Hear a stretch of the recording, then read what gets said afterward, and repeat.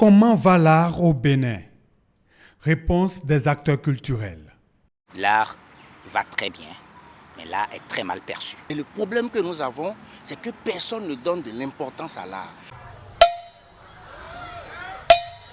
Ces acteurs ont les mots durs. Ils évoquent une mauvaise perception de l'art en mettant en exergue la disposition des talents au Bénin. Les Béninois sont des artistes de talent. Le Bénin ne peut vendre même que son art. Vous avez vu la fois dernière The Voice. Sur 4 finalistes, il y a eu 2 Béninois. De façon hypocrite, l'art est rejeté au dernier plan. L'un des domaines qui a subi de nombreuses réformes, c'est celui des arts et de la culture.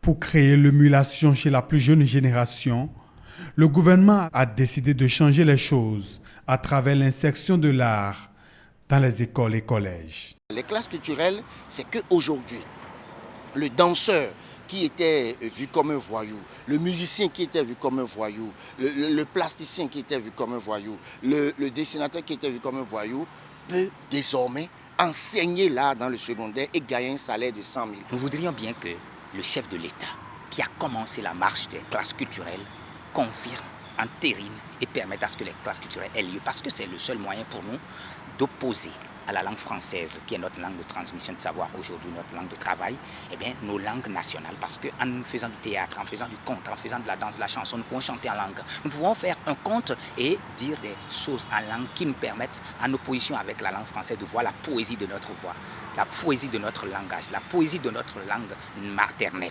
Voyez-vous? Et ça permet de nous réinventer. L'effectivité de cette nouvelle approche est attendue des acteurs du monde des arts et de la culture. Pour eux, cette démarche va faire éclore des talents et rendre professionnels leur domaine.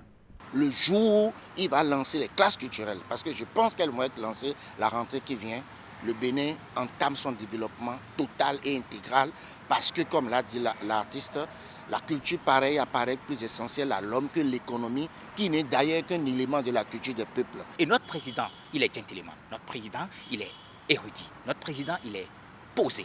Notre président, il est bon. Qu'il insuffle davantage de souffle, qu'il permette à ce que ça décolle et que ça démarre pour que l'histoire de l'art au Bénin change. Pour que, depuis la base, l'art puisse être le ferment de notre pays et que depuis la base, on puisse décentraliser les arts, la transmission de l'art pour qu'on ait des chanteurs qui connaissent ce qu'ils chantent. On ait des conteurs qui savent comment est-ce qu'ils disent leur histoire et qui ne connaissent pas une histoire qu'ils viennent raconter avec bégaiement, avec charabia, mais qui sachent qu'il y a la visualisation, qui sachent qu'il y a un travail fondamental qui se fait en amont pendant 1 an, 2 ans avant d'avoir un spectacle de 15 minutes. Les acteurs du monde culturel et des arts sont unanimes. Le secteur a connu une avancée et une nette amélioration.